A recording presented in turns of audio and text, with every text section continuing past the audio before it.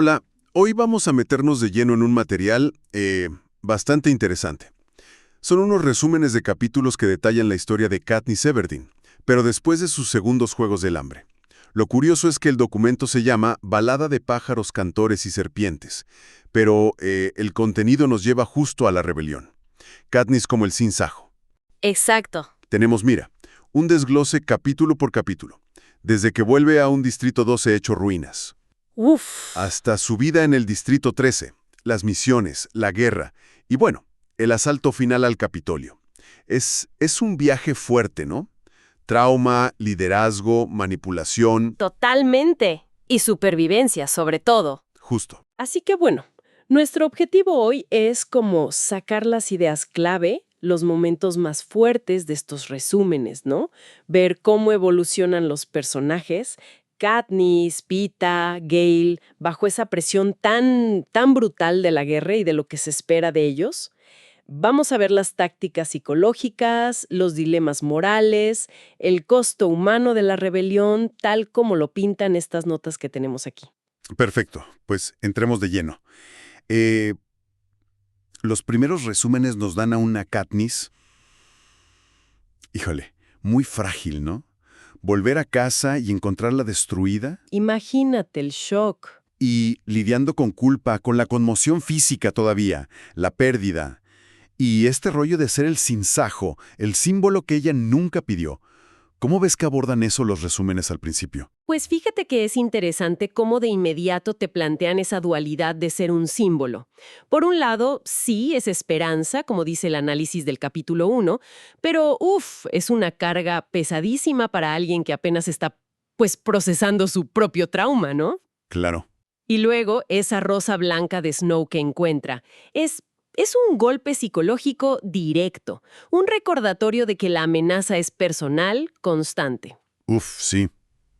Y de ahí al Distrito 13, que es otro mundo, ¿no? Subterráneo, un régimen casi militar. Un shock total para ella, seguro. Y entonces, ¡pum!, la transmisión de Peeta, pidiendo un alto al fuego.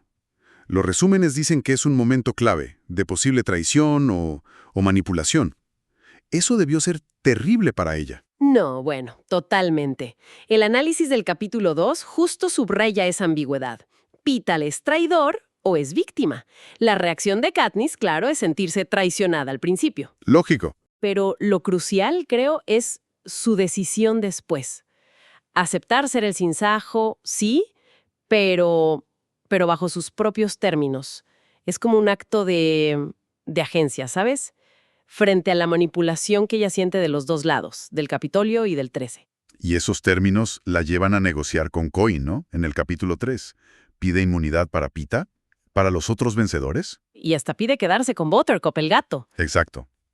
Pequeños actos de desafío, ¿no? Sí, sí. Luego, en el capítulo 4, está ese incidente con su equipo de preparación, que los encarcelan, los maltratan por robar pan, y el resumen contrasta la empatía de Katniss con la dureza del Distrito 13. Justo. Ahí se ve clarísimo esa tensión. La compasión de Katniss que los defiende contra la lógica fría, sistémica del Distrito 13 en guerra. De hecho, el análisis del capítulo 4 hasta se pregunta si esa blandura es, pues, estratégica en tiempos de guerra. Es un dilema moral fuerte, ¿no? ¿Dónde pones la línea entre ser humano y la necesidad militar? Exactamente. Y la lucha por definir la imagen del sinsajo sigue. El capítulo 5 habla de debates sobre su apariencia, si ocultar cicatrices, Beetee diseñándole un arco nuevo súper tecnológico, pero ella por dentro sigue sintiéndose como una pieza, ¿no? En un juego que no controla. Es que, mira, su autenticidad es su mayor fuerza y al mismo tiempo su mayor conflicto. El análisis del capítulo 6 menciona algo que dice Haymitch. Katniss funciona cuando es ella misma, no cuando sigue un guión. Claro. Y eso, según estas notas, impulsa la decisión, arriesgada pero necesaria, de mandarla al campo de batalla, al de verdad. Y eso nos lleva al Distrito 8, capítulo 7. La visita a ese hospital improvisado, el caos, el olor, terrible. Y luego el bombardeo del Capitolio justo ahí, ver eso de cerca, la cambia. Sí, la transforma. Y de ahí sale ese discurso. Improvisado, pero superpotente. Si nosotros ardemos, ustedes arden con nosotros. Uf, qué momento. Ese instante, según el resumen del capítulo 8, es un punto de quiebre. El promo que filman ahí es un éxito brutal. Une a los distritos. La consolida como sinsajo de una forma que ningún estudio podría, ¿no? Para nada. Pero claro, también sube la tensión con Coin, que quizá no midió el riesgo. O si lo midió, quién sabe. Exacto. Y para complicarlo más, justo después aparece Pita en otra transmisión, advirtiéndole a ella directamente que tenga cuidado, que no se deje manipular. Una advertencia que la deja helada. Sí, y esa advertencia de Pita la sigue, ¿no? En el capítulo 9, los resúmenes describen cómo crece su ansiedad, las pesadillas, empieza a desconfiar de todos. Hasta de Gale. Sí, incluso de Gale, por no haberle dicho de esa transmisión antes. La tensión empieza a romper sus relaciones más cercanas. Es que la confianza es de lo primero que se pierde en la guerra psicológica. Y luego volver al Distrito 12 a filmar otro propo, caminar entre las ruinas de su vida. Uf, eso solo hace más grande el duelo, la sensación de pérdida. Es desolador. Y el capítulo 10 sube la tensión al máximo. Pita aparece otra vez, se ve torturado, pero logra advertir de un ataque inminente al Distrito 13. Justo a tiempo. Suena la alarma, todos al búnker. Y el resumen destaca ese detalle. Katniss regresando por Prim y por Buttercup segundos antes de que cierren todo. Un impulso muy, muy de ella. Sí, y el análisis de ese capítulo justo se enfoca en eso, ¿no? El instinto de proteger a su hermana contra la lógica de la supervivencia del grupo. Es un reflejo de esas decisiones imposibles que la guerra te pone enfrente todo el tiempo. Ya dentro del búnker, en el capítulo 11, la guerra psicológica de Snow no frena. Me llamó la atención esa metáfora del juego que Katniss juega con Buttercup y una linterna, el gato loco, donde la luz es Pita. Sí, ilustra su obsesión, su ansiedad por él. Y Finnick compartiendo su propio dolor por Annie, eso crea un vínculo fuerte entre ellos, ¿no? Definitivamente. Y luego, las rosas. Las rosas de Snow después del bombardeo. Eso sí la quiebra. Es que Snow es un maestro de la manipulación, ¿verdad? Usa el amor, el apego como armas. Totalmente. Y ahí queda clarísimo que rescatar a Pita ya no es solo estrategia. Es una necesidad vital para Katniss. Emocional. Y que Gale se ofrezca voluntario para esa misión de rescate, le añade otra capa de complejidad a ese triángulo. Sí, complica todo aún más. La misión de rescate, el capítulo 12, es pura tensión. Mientras el equipo entra al Capitolio, Katniss y Finnick tienen que crear distracciones en cámara. Y cuentan cosas súper personales, dolorosas. Las revelaciones de Finnick sobre cómo Snow lo vendía, lo explotaba, son brutales. Exponen toda la podredumbre del Capitolio. Sí. Y el clímax. Bueno, rescatan a Pita, a Johanna, a Annie. Pero cuando Pita ve a Katniss, la ataca, salvajemente. ¿Qué manera de terminar esa parte? Es un éxito que se siente como una derrota total, ¿no? El estado de Pita, los resúmenes lo explican como hijacking. Exacto. Secuestro mental. Una tortura psicológica diseñada justo para eso, para convertir sus recuerdos, sus sentimientos, en armas contra él mismo y contra Katniss. Justo el secuestro mental del capítulo 13. Le retorcieron todo para que vea a Katniss como una amenaza, como una mutante del Capitolio. Imagínate la desesperación de Katniss cuando se entera. Terrible. Y de ahí, según las notas, nace esa determinación casi obsesiva de ir al Capitolio, de matar a Snow ella misma. Necesita un objetivo claro. Es que el análisis de ese capítulo se centra en eso, en el impacto devastador del trauma psicológico en la identidad, en las relaciones. Se pregunta si es posible recuperarse de algo así, de que te roben tu propia percepción de la realidad, del amor. Y después la acción cambia. Se van al Distrito 2, capítulo 14. El último bastión pro-Capitolio, con su fortaleza en la montaña, el Nut. Y los resúmenes muestran lo complejo que es ese distrito, ¿no? Más privilegiado, sí, pero igual de esclavizado. Y aquí la relación de Katniss y Gale llega a un punto crítico, con la propuesta de él. Causar avalanchas para sepultar el Nut. sin importar quién esté adentro. Ahí el plan de Gale, que se detalla en el capítulo 15, marca una fractura moral muy clara dentro de la rebelión. Gale adopta una lógica militar, implacable, casi deshumanizada. Y Katniss, en cambio, recordando la mina, a su papá, se horroriza, ¿no?, de enterrar vivos a mineros, aunque sean enemigos. Exacto, pero la operación se hace. Y cuando Katniss intenta hablar con los supervivientes, buscando unificar, le disparan. En plena transmisión. Un final súper abrupto y violento para esa etapa. Se recupera en el 13, capítulo 16, aferrándose al recuerdo de Peeta a su siempre. Y la dinámica con Johanna Mason, que también se está recuperando, es fascinante. Puro sarcasmo, pero un trauma compartido muy fuerte. Sí, es una relación compleja. Y en medio de todo eso, la boda de Finnick y Annie. Como un destello de esperanza, ¿no? Aunque Plutarch, Caro, lo usa como propaganda. Esa mezcla de trauma y alegría es fuerte. Pero luego Katniss vuelve a ver a Peeta. Está más lúcido, sí, pero sigue atormentado, desconfiado. Te baja a la realidad de golpe. Sí, te recuerda que las heridas psicológicas son profundas, quizá incurables. Exacto. Luego la frustración de Katniss y Johanna en el capítulo 17. Las excluyen de la misión al Capitolio porque las ven inestables. Y deciden entrenar juntas.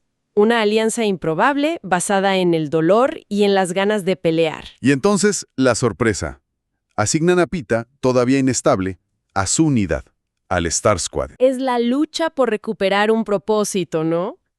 El capítulo 18 detalla ese entrenamiento súper intenso. Y la formación del escuadrón con Boggs al mando. Y Plutarch les revela el horror. El Capitolio está lleno de cápsulas trampas defensivas. O sea, la ciudad es una nueva arena de los juegos. ¡Gigante! La pesadilla repetida, pero a otra escala. Exacto. Y ya en el Capitolio, la tensión es asfixiante. Capítulo 19. Boggs le suelta a Katniss su sospecha, que Cohen podría preferir la muerta. ¡Qué fuerte! El escuadrón vive con miedo de Peeta, de que pierda el control. El juego de real o no real se vuelve como un salvavidas para él y para ellos. Y entonces, la tragedia. Boggs pisa una cápsula. Ese momento es clave. Muestra las luchas de poder dentro de la rebelión, justo en medio del asalto final. Y antes de morir, en el capítulo 20, Boggs le pasa el holo, el mapa, a Katniss. Y le da una orden secreta terrible. Mata a Peeta si se descontrola. Se desata el infierno. Una ola negra tóxica los persigue, tienen que huir, reagruparse como pueden. El tormento de Peeta se intensifica en el capítulo 21. Cree que mató a alguien del equipo en el caos. Se siente un monstruo. Mientras Snow anuncia que le están cazando. Pero Cohen da un giro rarísimo, ¿no? Da una elegía por ella como si estuviera muerta, consolidándola como mártir. Sí, muy extraño. Y el equipo se mete a los túneles, pero escuchan un eco siniestro. Katniss. La casa subterránea del capítulo 22 se vuelve literal. Aparecen esos mutantes reptilianos letales. El análisis ahí reflexiona sobre la moralidad en la supervivencia extrema, ¿no? Katniss toma decisiones brutales. Y en un acto desesperado, besa a Peeta, intentando como anclarlo a la realidad, que siga luchando. Encuentran refugio con Tigris. En el capítulo 23, una antigua estilista del Capitolio que Snow desechó. Ahí Katniss se culpa por las muertes, pero Peeta le recuerda la misión, matar a Snow. Y surge la idea de usarla como cebo final. Y somos testigos de esa conversación brutalmente honesta entre Gale y Peeta, sobre a quién elegirá Katniss. Katniss escucha eso y reflexiona, capítulo 24, sobre lo que Gale le dijo una vez, que elegirá a quien necesite más para sobrevivir. El plan es mezclarse con los refugiados que van a la mansión de Snow, pero todo sale mal. Capturan a Gale. Y Katniss ve la peor escena. Paracaídas explotando entre niños del Capitolio. Y una segunda oleada, que mata a los médicos rebeldes que van a ayudar, incluida Prim. Uf. Las secuelas, capítulo 25, son un hoyo negro. Katniss está herida físicamente, pero rota por dentro, muda.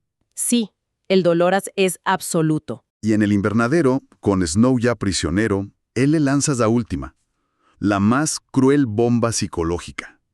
Le insinúa que fue Coin quien ordenó el bombardeo que mató a Prim, para quitarla del camino y asegurarse el poder.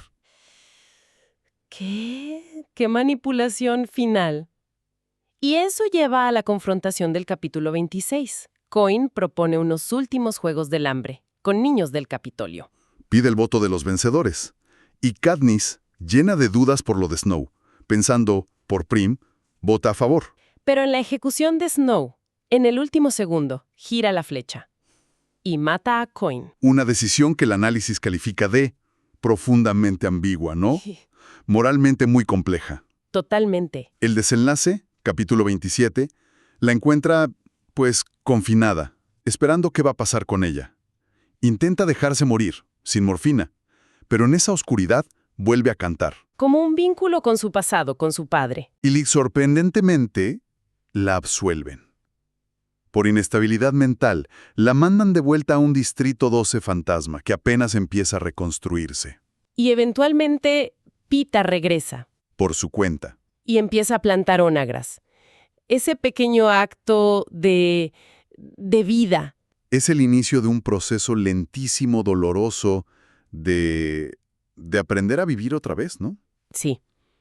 Encuentran consuelo el uno en el otro. No porque el trauma se vaya, sino porque lo comparten. Se vuelven como el ancla que necesitan para no ahogarse en el pasado. Y el epílogo, que sería el capítulo 28 en estos resúmenes, nos da ese vistazo a un futuro, pues, agridulce, ¿no? Años después. Katniss y Pita tienen hijos. Viven en un prado que es paz, pero también cementerio de recuerdos. Y ella lucha por explicarles el pasado sin pasarles el miedo. Y revela cómo sobrevive, haciendo una lista mental de actos de bondad para contrarrestar las pesadillas. ¡Wow! Sin duda, un recorrido, emocionalmente agotador el que nos dan estos resúmenes. Vimos a Katniss pasar de ser un peón traumatizado, a símbolo a regañadientes, a líder forzada. Y al final, una superviviente que elige, con mucha dificultad, reconstruir en lugar de destruir. Definitivamente. Este análisis que hicimos, basado en los resúmenes, pone sobre la mesa temas universales muy fuertes. El costo psicológico de la guerra, que es brutal, la manipulación política, mediática, que está por todos lados. Sí. La naturaleza ambigua del liderazgo en crisis. Las zonas grises de la moral cuando luchas por sobrevivir. Y esa capacidad humana increíble, pero frágil, de resistir y encontrar sentido después del trauma. Y la dinámica entre Katniss, Pita y Gale, ¿no? Que es el corazón emocional de todo. Cómo el amor, la lealtad, la necesidad, la traición se deforman bajo esa presión tan extrema. Totalmente. Y nos deja con esa frase final del epílogo, que resuena mucho, ¿no? Katniss dándose cuenta de que hay juegos mucho peores que jugar. Después de sobrevivir a los juegos literales, a una guerra total, ¿a qué juegos peores se puede referir? ¡Híjole! ¿Son las batallas internas contra sus fantasmas? ¿Las intrigas políticas que seguro seguirán? ¿O algo más profundo sobre nosotros, sobre la condición humana? Es una reflexión final que abre muchas preguntas, ¿verdad? Quizás se refiere a esa vigilancia constante que se necesita para que la historia no se repita, para que no salgan nuevos Capitolios, nuevas Coins. ¿Podría ser? O quizá es la lucha diaria contra el cinismo, la desesperación que deja el trauma. O lo difícil que es construir una paz de verdad, duradera, sobre tantas cenizas de violencia y pérdida. Nos deja pensando en los desafíos que siguen ahí, mucho después de que las armas se callan. Un pensamiento fuerte para cerrar. Gracias por acompañarnos en esta exploración a fondo de un material tan rico y tan complejo. Hasta la próxima. Deja tu like, que es de mucha ayuda. Comenta qué otro libro te interesa.